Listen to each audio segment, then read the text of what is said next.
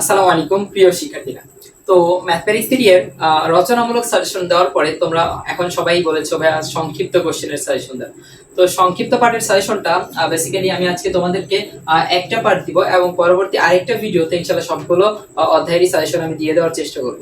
যেহেতু তোমরা চেয়েছো এইজন্য আজকে আমরা মোটামুটি তোমার জন্য এক থেকে 3 অধ্যায়ের মধ্যে যেই 5-6টা সংক্ষিপ্ত করতে হবে সেগুলো এখানে দেখিয়ে দেবো, ঠিক আছে?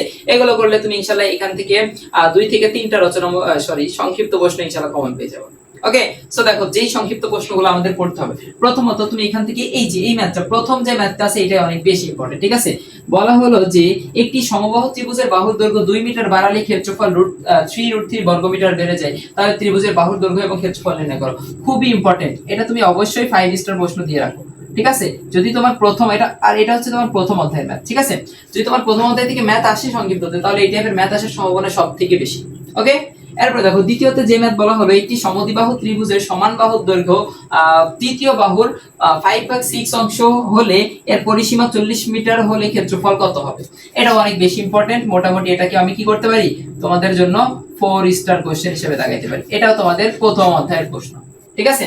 এরপর দেখো 3 নম্বরে প্রথম অধ্যায় থেকে আরেকটা প্রশ্ন দেওয়া হলো, এটা বেসিক্যালি তোমাদের রচনামূলক পার্টেও আছে, ঠিক আছে? রচনামূলকেও আসতে পারে। একটি ত্রিভুজের বাহু তিনটি যথাক্রমে 25 মিটার, 20 মিটার এবং 15 মিটার হলে এর বৃহত্তম বাহুর বিপরীত শীর্ষবিন্দু হতে অঙ্কিত লম্বের দ্বারা বিভক্ত ত্রিভুজের ক্ষেত্রফল নির্ণয় করো। এটা বেসিক্যালি তোমাদের রচনামূলক পার্টেও আসে, সো এটাকে আমি মোটামুটি 4 স্টার কোশ্চেন দাগাই দিলাম, ঠিক আছে? এটাও ভালো করে দেখবা, প্রথম অধ্যায়ের প্রশ্ন। এবং দেখো 4 নম্বরে তোমাদের 2 এর দ্বিতীয় অধ্যায়েরই ক, এখান থেকে এই প্রশ্নটা দেওয়া হয়েছে যে একটি সামান্তরিকের সন্নিহিত বাহুদ্বয় 10 মিটার এবং 12 মিটার হলে এর ছোট কর্ণটি 8 মিটার, তাহলে অপর কর্ণটি নির্ণয় করো। এটা বেসিক্যালি খুব সহজ একটা ম্যাথ, অ্যাপোলোনিয়াসের সূত্র দিয়ে আমরা করতে পারি। এটা তোমাকে অবশ্যই 5 স্টার কোশ্চেন দিলাম, বিকজ এটা ভালো করে পড়ে যাবা, ঠিক আছে? এটা তোমার পরীক্ষাতে আসতে পারে।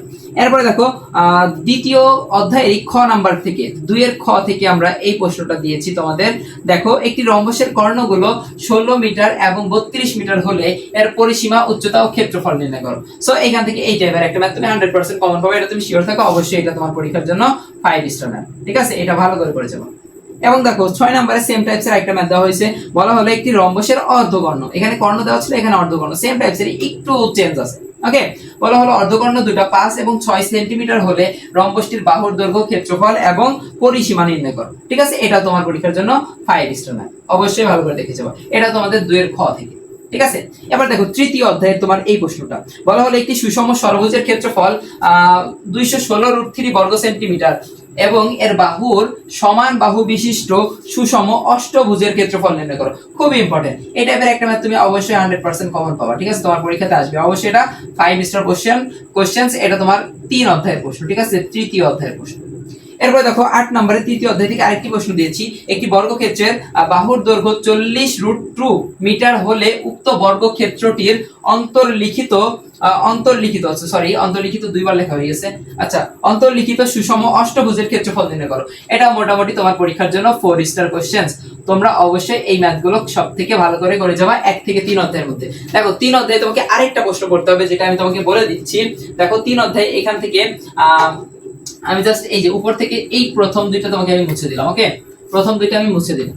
এবার দেখো এখানে আমি 9 নাম্বার প্রশ্নটা তোমাদের 9 নম্বরে আরেকটা প্রশ্ন 3 অধ্যায় থেকে পড়তে হবে। 9 নম্বরে 3 অধ্যায় থেকে আরেকটা প্রশ্ন তোমরা পড়বা, সেটা হচ্ছে যে একটি বর্গাকার ঘরের বাহুর দৈর্ঘ্য, ঠিক আছে? একটি বর্গাকার ঘরের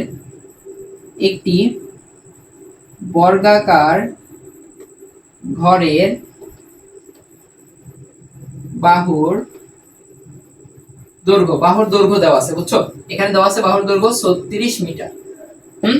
এখন বলা হলো 36 মিটার, বলা হলো এর সামনে সুষম ষড়ভুজের 3 বাহু, এর সামনে সুষম ষড়ভুজের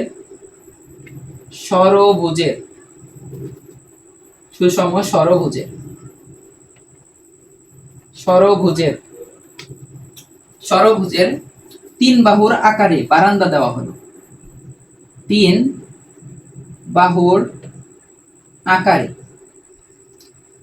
বারান্দা দেওয়া হলো, ঠিক আছে? দেয়া হলো।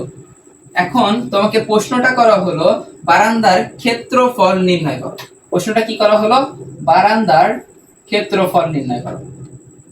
খুবই ইম্পর্টেন্ট একটা ম্যাথ, মোস্ট ইম্পর্টেন্ট একটা ম্যাথ। এই প্রশ্নটা তোমার পরীক্ষাতে আমি আশা করব প্রায় 99% তুমি কমন পেয়ে যাবে, ঠিক আছে?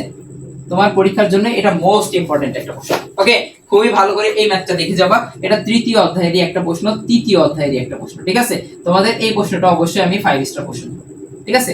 মোটামুটি তোমাদের এখানে যে 9টা ম্যাথ দিলাম, 3 অধ্যায় থেকে মাত্র 9টা ম্যাথ, বুঝতেছো? 3টা অধ্যায় পড়বা, জাস্ট অনলি 9টা ম্যাথ করবা।